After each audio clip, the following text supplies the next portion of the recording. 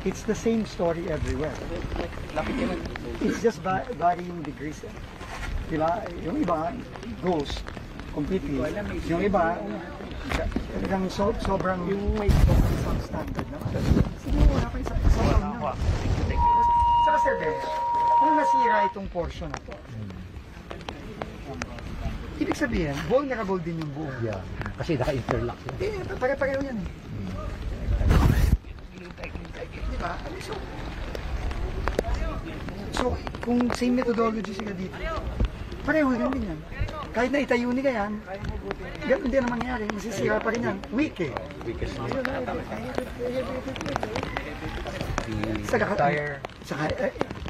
Major river system to. Ang laki ng ilog na to. Entire complex, entire project is only as good as the weakest link. Hindi, tsaka ano tayo dito? Ang problema tayo dito, it starts with planning, Sir Benson. Kasi ang problema, nagpa-planning dito, yung mga gagong mga DE lang dito, project engineer, sila lang gumagawa ng plano. Itong major to, hindi to biro. Hindi biro ito, engineer. Hindi biro, hindi to. Hindi to yung titira ka ng titira dito. Hindi to. Major river system to. Dalawa po kasing klase yung design nila eh. Merong nasa ilalim yung sheet 5 cup. Ano siya concrete. Meron po dyan sa Hindi ho ba ginamit, piniram lang yung kanya? Engineer, magsabi ka na nga kasi ang bagita namin dito, hiniram ka ng lisensya mo. Dapat magsabi ka na, magagaman din namin yan. So, matotrouble ka niyan, hindi ako nagbibiro. Pagka hindi ka magsabi sa amin ng maayos, sabihan mo na kami. Kasi, problema to. Problema yun ni boss. Engineer, problema yun ni. Mabigat po ito. Mabayat sa ini, engineer. Biro yun 90 million to, non-bailable po kayo rito.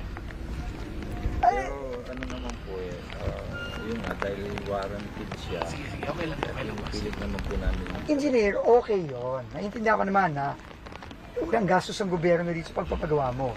Ang problema natin dito, yung dami na binuhos ng pera ng gobyerno dito since 2018. Tapos ganyan-ganyan lang, masisira din. May problema yon. Ilan ang packages mo dito? Tatlo. Out of how many? How many packages to? Total? 6, 5? 6. So kalahati ng packages sa'yo. Diba? Maski ayusin nyo yan. Kahit ayusin nyo Nakita ko namin nagkamali kayo dyan, kulong ho kayo dyan. Oo hindi pwede to. Non-bailable ho yung kulong nito. Tsaka hindi ka kayo, pati yung mga engineer na gumawa, ng mga nag-disenyo nito. Yung mga, kung ano yung nangyari sa Bulacan, ganun din.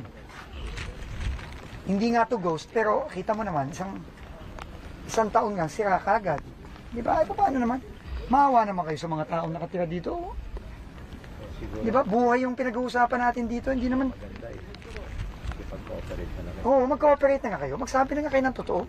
Yung district engineer nga ng Bulacan eh, 2 buwan nagsisinungaling ngayon, nagsabi ng totoo, ganun din. Magsasabi din pa ng totoo. Dapat nung umpisa pa lang, nagsabi na ng totoo, di ba? Kaya umpisa pa lang, magsabi na kayo ng totoo. Di ba? Doon din naman tayo pupunta eh. Doon din ang hahantungan nito eh. Kailangan pang patagalin eh. Huwag na tayo nagbuburahan. Tignan mo, hindi na kinaawas. Tignan mo, tumaas ang tubig dyan. Lahat yung mga tao dito kawawa. Oh. Magkano ng total na ginastos dito? So it's roughly about 100 million per package. So 600 million na ito. Ha?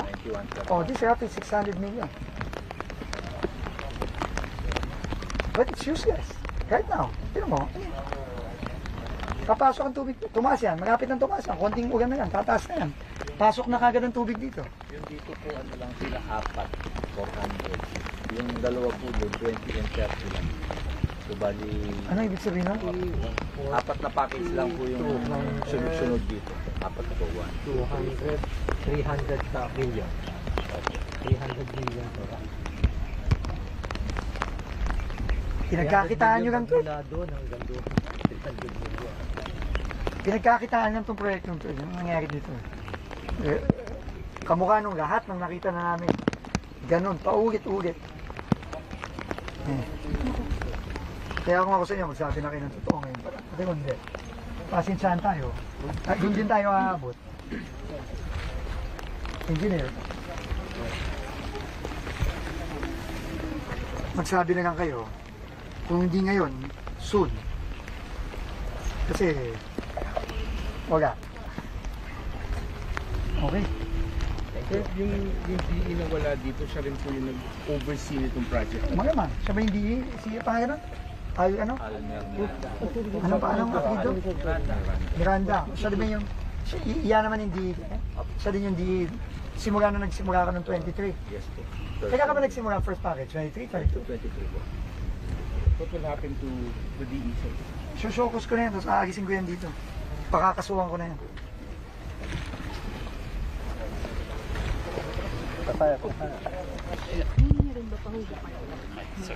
Hindi. We need special equipment for that. You cannot. Thank you. You need specialized equipment for that. Pero ano ha, kaya, Dinarkahan na namin. Sir Bench, we have to mark it and we have to... Sagot lang. Ano na to, kailangan isara na tong... Paano? Tuloy-tuloy pa rin ang trabaho nila. Kailangan nilang ituloy yung iba kasi baka bigla Oo, gumagasa yun. Pero ito, magbubunot na kami rin. Meron kami dalawang bubunot. Kawawa yun. Konti lang, sir. Pasensya na ko po, ne. Pwede bang kuhan? Mar, Eugene. Sir, konti lang. Yung basics lang, bakit ito yung isa sa mga pinuntahan natin today na project? Na-report kasi ito unang-una no, ng Privilege PhD Center Action. So, kami ni Mayor Benji, gusto namin makita for ourselves. No? At nakausap din namin si Vice Governor Delta Pineda, nandito din siya. Kasama natin siya ngayon. And ang problema dito, kitang-kita na substandard yung proyekto. Kita mo na yun, kagad. Bakit? Kasi isang taong pa lang nung natapos, sira na kagad. No, hindi man umabot ng ng more than 1 year, sira na kagad. And ngayon, isang taon na sila since nasira to August. Natapos siya 2023, nasira 2024, ngayon 2025 na, hindi pa rin ayos. At nakita nyo naman, butas ngayon itong at pag tumaas yung ilog dyan, wala na. Hubog na yung lahat ng bahay dito. Di ba? Ito, kailangan talaga ng flood control dito. Kita-kita mo naman, ang laki ng ilog. Di ba? Pero, tinarantado na naman ng mga tao dito yung flood control project na ito, kung ano nakikita natin sa ibang lugar. So, nagiging din na kami ni Mayor Benji kasi paulit-ulit na lang kahit saan kami pumunta, Luzon pa lang to. Every time, ganun din. Ganun din yung nakikita namin. At kanina sinasabi niyo, parang hindi lang yung mismong pagkakagawa baka yung design yung mismong problem. Oo, kasi meron namang plano. No, in fairness, dito, nagtanong ako, kasi magplano, may plano pinakita sa akin. Okay. Hindi ka mukha nung iba, kahit plano, wala. Okay. Ngayon, ang tanong dito, sino ang gumawa ng plano? Ang gumawa daw ng plano, yung District Engineering Office, led by District Engineer Miranda, na wala dito ngayon. So, ang tanong doon, tama ba yung plano? Kasi, ang sinabi ko nga kay Sir Benji, ako marami na akong in-oversee na maglaking proyekto. Okay? Marami na. At itong plano dito, hindi birong plano to. Hindi biro ang gumawa ng flood control project sa isang major river system. Hindi biro yan. At kung ito, substandard ang pagkaplano, doon pa lang sa mga district engineer at yung mga project engineer dito, liable na sila doon. Kasi tingin ko lang, ang nangyari dito, gusto nilang mag-project, gusto nilang kumita, gumawa sila ng project. Tapos, kung ano-ano na lang ginawa nilang plano dito. No? Ito, isang katutak na analysis itong kailangan gawin. Hydrology, soil, geotechnical, lahat gagawin dito. Papatignan ko yun, papa-assess namin kay Mayor Benji sa mga nakakaintindi at talagang nakakaintindi sa paggagawa nito mga komplikadong flood control systems kamukha nito. Hindi ito biro. Hindi ito yung nagtatayo ka lang ng pader. Kasi di ba parang pinagpatong lang daw na sheet pile yung Yun nga, and according to Sir Benji, may kinausap siyang engineer, parang on its face, fraud kagad yung design. Why, sir? Ano yung two sheet tiles na pinagkakapan? Ba may konti. Pero kailangan pag-aralan kasi ano ba yung depth, yung tinatawag natin depth. Paano ba kalalim? Yung load bearing depth.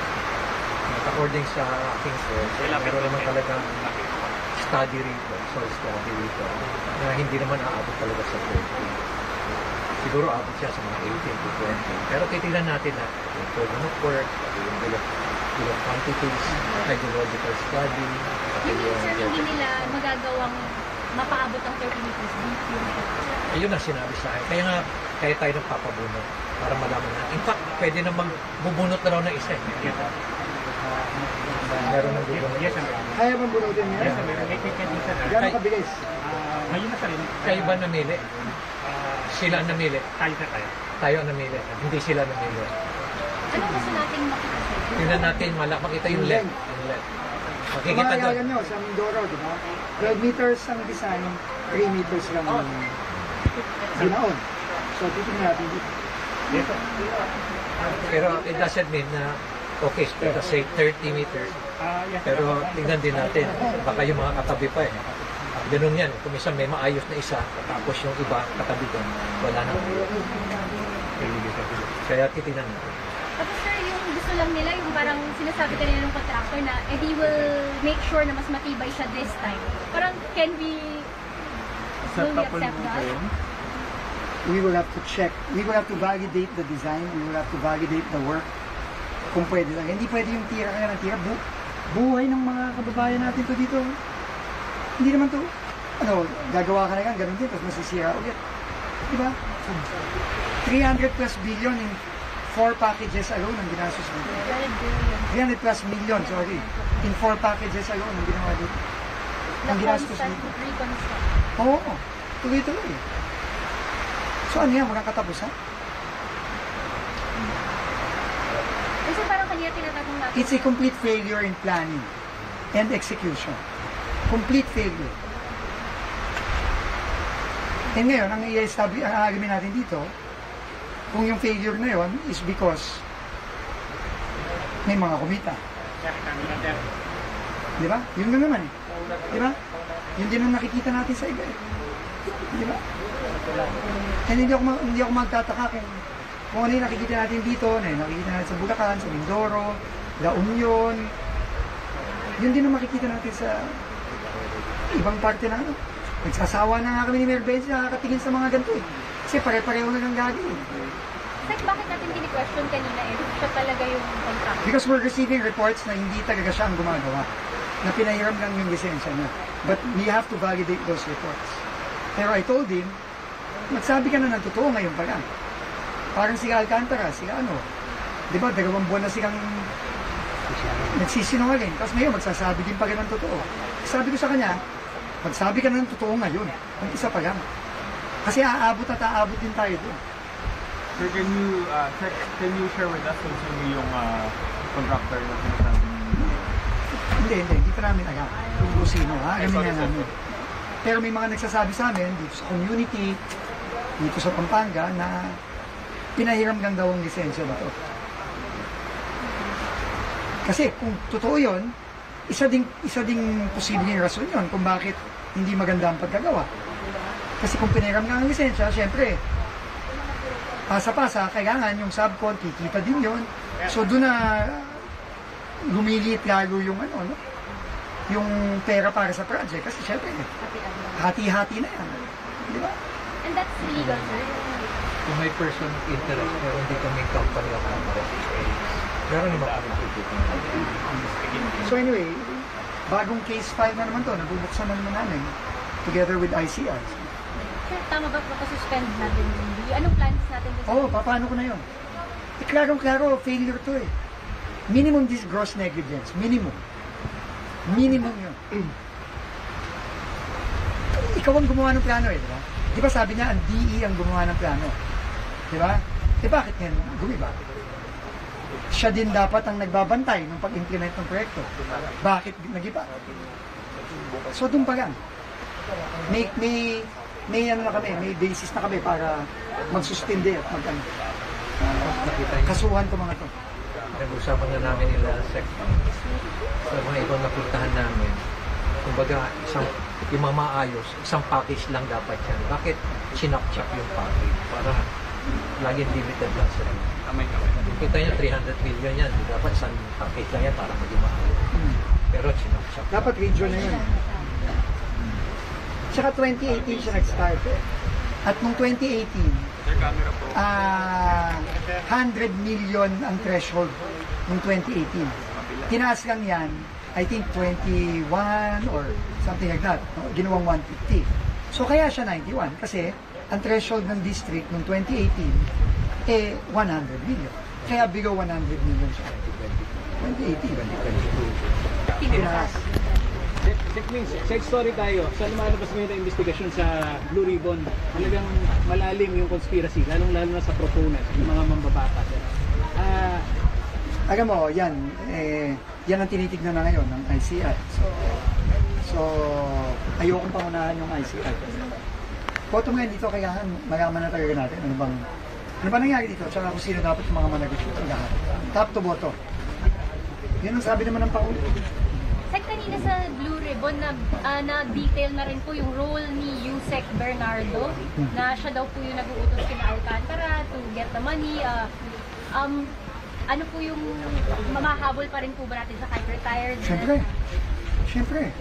Hindi naman, ulitin ko, hindi porket wala ka na sa DPWH. Hindi ka namin nahabulin kung yung ebidensya tumutumbok sa'yo. Hindi. Walang ganun. Lahat dito mananagot. Former officials, current officials. Pag yung ebidensya tutumbok sa kanila, mananagot sila dito. Pero sir, possible kaya na wala na yung ebidensya sa opisina niya since nag-umalik? Hindi. Na-secure namin yung ebidensya sa office ni Yusek Bernardo, pati yung kay Yusek Cabral. Na-secure yung ebidensya doon, yung mga laptop, yung mga dokumento. Na-secure yun ni incoming Undersecretary Atobis na. No? In fact, yun ang mga isa sa mga unang-unang sinecure namin pagpasok namin. Sir, may reports daw na pag-transfer din ng mga evidences or Oo. documents. Si Mayor Benji nagsumbong sa akin kahapon. Sa office din daw ni Yusek Cabral. Nakagamin natin kung totoo yun. Pero nakausap ko kanina si incoming Undersecretary Ato at he assured me na intact yung laptops, intact yung documents.